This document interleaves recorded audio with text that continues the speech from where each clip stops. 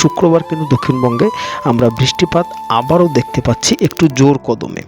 তো বিশেষ করে বাঁকুড়া, পুরুলিয়া, পশ্চিম বর্ধমান, পশ্চিম মেদিনীপুর এই সমস্ত জায়গাগুলোতে বৃষ্টিপাত রয়েছে। তাছাড়াও বৃষ্টিপাত থাকছে বীরভূম এবং নদিয়া ও মুর্শিদাবাদ জেলার কিছু অংশে। শনিবারের দিন কিন্তু আমরা বিকেল ও সন্ধ্যার মধ্যে বিক্ষিপ্তভাবে বৃষ্টিপাত দেখতে পাচ্ছি হাওড়া, হুগলি, কলকাতা এই সমস্ত জায়গাগুলোতে। তাছাড়াও কিন্তু দক্ষিণবঙ্গের সমস্ত জায়গাতে মেঘাচ্ছন্ন থাকবে, তবে দফায় দফায় কিন্তু বৃষ্টিপাত হতে পারে।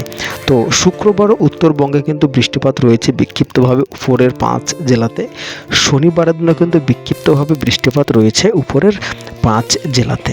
এবং রবিবারের দিন যেটা আমরা দেখতে পাচ্ছি, রবিবারের দিন কিন্তু উত্তরবঙ্গে বেশ কিছু অঞ্চলে ভারী বৃষ্টিপাতের সম্ভাবনা রয়েছে।